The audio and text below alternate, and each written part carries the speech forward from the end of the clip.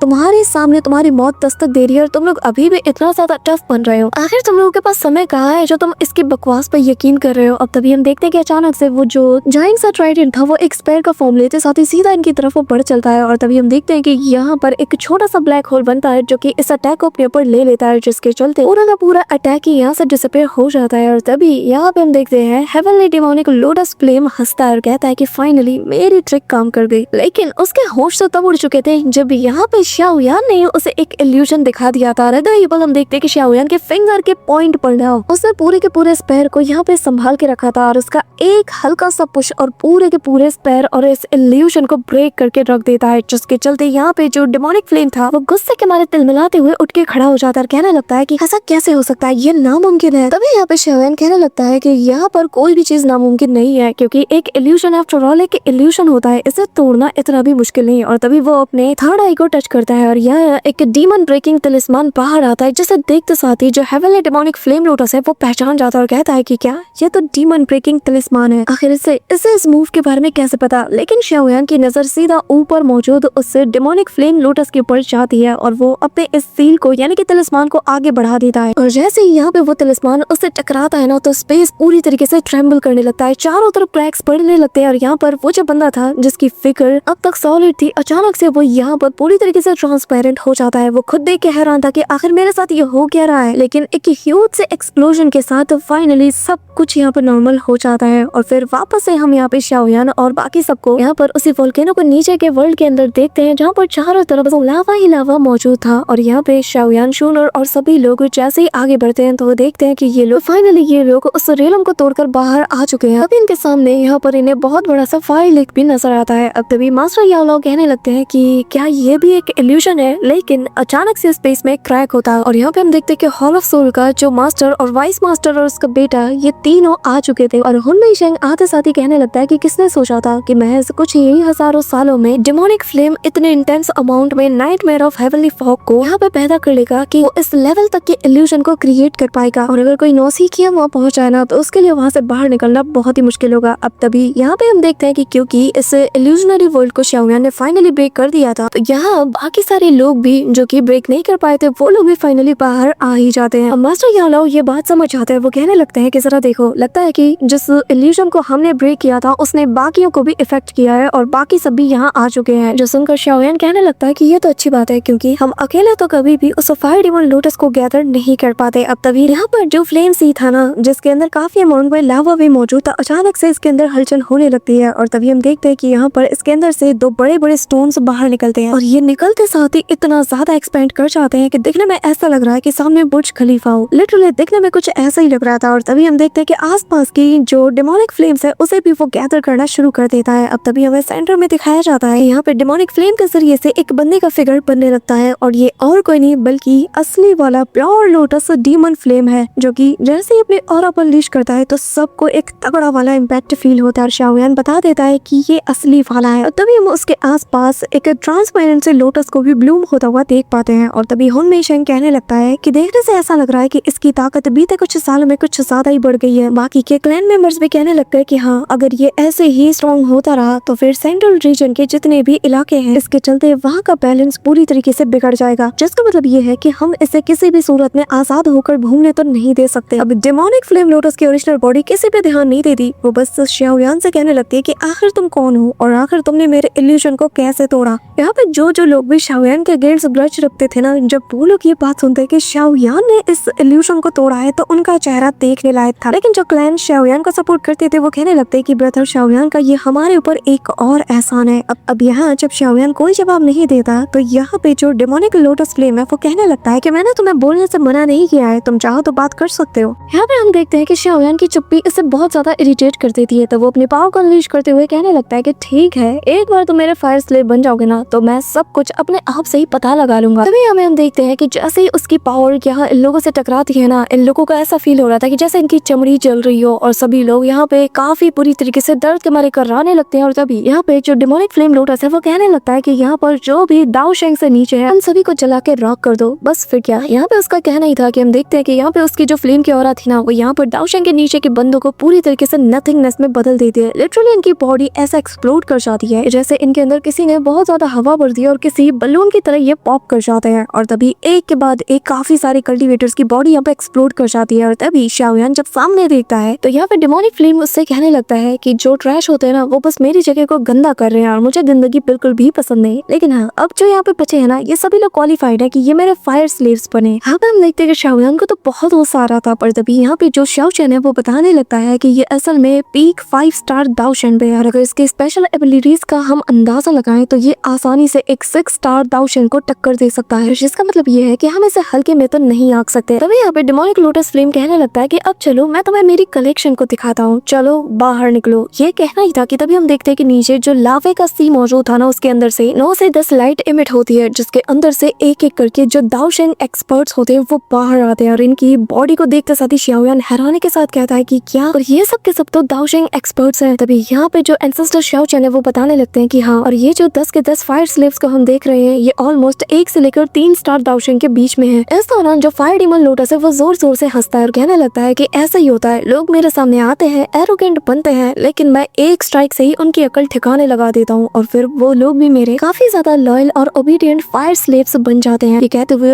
ये बिल्कुल अपने फायर स्लेव्स के आगे आके खड़ा हो जाता है, जैसे कि सभी को डोमिनेट कर रहा हो और बता रहा हो कि तुम्हारी डेस्टिनेशन यही है कि तुम मेरे फायर स्लेव्स बनोगे। जिसके बाद वो कहने लगता है कि चलो ठीक है, अब मेरी कलेक्शंस को ना मैं तुम जैसे काफी पावरफुल दाओशेंग स्टार्स के जरिए से सजाऊंगा, तो बताओ पहले कौन मरना चाहेगा। अब तभी हम देखते हैं कि यहाँ पे जैसे वो हंसता है आसपास का माहौल पहले से और ज्यादा टेरिफाइंग होने लगता है। तेज बिजलियां यहाँ पे आसपास कड़कने लगती है और चारों तरफ उसकी हंसी की आवाज गूंजने लगती है। अब तभी शाओयान को एक आवाज सुनाई देती है जो कि इससे कहने लगता है कि बच्चे जरा मेरी बात तो गौर से सुनो। और तभी हम देखते हैं कि ये और कोई नहीं बल्कि हुन मेई शेंग था और यहाँ वो डायरेक्टली शाओयान से कहने लगता है कि इससे फर्क नहीं पड़ता कि हमारे बीच कितने सारे ग्रजेस हैं, लेकिन अगर हमें सरवाइव करना है और यहाँ से जिंदा सही सलामत बाहर निकलना है तो हमें हर हाल में इससे डिमोनिक फ्लेम को हराना ही होगा और ऐसे ही बाकी सबको भी हमारे साथ हाथ मिलाना ही होगा। अब यहाँ पर सभी लोग उसकी बात बड़े गौर से सुन रहे थे और शाओयान स्माइल करता है क्योंकि वो जानता है कि इसकी भी जान पे बना है, तभी आज मेरे सामने ऐसे झुक रहा है। तभी यहाँ पे शाओयान की स्माइल देखकर हुन मेई शेंग भी अपने प्राउड में आ जाता है और कहता है कि लेकिन हाँ, किसी को कुछ ज्यादा ही हीरोपंती दिखानी और लगता है कि वो अकेले अपने दम पे इसे हरा सकता है तो आगे बढ़े, मैं इंटरफेयर नहीं करूंगा, लेकिन हाँ, जो करना है अभी के अभी करना होगा, तो डिसाइड करो और मुझे अपना जवाब बताओ। अब यहाँ पे हम देखते हैं कि बाकी के क्लैन मेंबर्स तो मान जाते हैं और वो लोग यही कह रहे होते हैं कि चाहे हॉल ऑफ सोल कितना ही ज्यादा बुरा क्यों ना हो, लेकिन जो बात इसने इस वक्त कही है वो वाकई में लॉजिकल है और मेरा शी क्लैन उसका साथ जरूर देगा। यहाँ पर फिर याओ क्लैन के जो एल्डर आए थे वो भी हाँ में जवाब देते हैं और कहते हैं कि हाँ, हम भी तुम्हारा साथ देंगे। बाकी के जो प्लान्स थे वो भी हाँ में जवाब देते हैं। अब तभी शोना शाओयान से कहती है कि शाओयान आखिर हम क्या करें। तभी वो बताने लगता है कि इस वक्त हमारी टॉप प्रायोरिटी है कि इसे डिफीट करके इसके एसेंस को हासिल किया जाए। जिसके बाद वो कहने लगता है कि जैसा कि हॉल मास्टर ने कहा है हम भी बिल्कुल उसी का साथ देंगे। जो सुनकर हुन मेई शेंग कहने लगता है कि क्या बात है, तुम तो बहुत ज्यादा बोल्ड हो। इसी के साथ यहाँ पे हम देखते हैं कि ये जो 10 फायर स्लेव्स थे ना, जो कि दाओशेंग स्टार 1 से लेकर 3 के बीच में है, ये सब के सब रेडी हो जाते हैं और यहाँ पर डेमोनिक फ्लेम लोटस भी स्माइल करता है और कहता है कि अब इस बैटल में मजा आएगा। सो होमीज, हमारा आज का ये पार्ट तो यहीं पे एंड होता है, लेकिन इसके नेक्स्ट पार्ट में बहुत ही कमाल की फाइट हमें देखने को मिलने वाली। बट इससे पहले मेक श्योर कि तुम वीडियो को लाइक करके चैनल को सब्सक्राइब जरूर कर रहे हो। So that's it for today guys. I hope कि तुम सबको आज की वीडियो काफी ज्यादा पसंद आई होगी। अगर हाँ तो वीडियो को लाइक करना, चैनल पे नए हो तो सब्सक्राइब करना। तो मिलते हैं नेक्स्ट वीडियो में, तब तक के लिए बाय।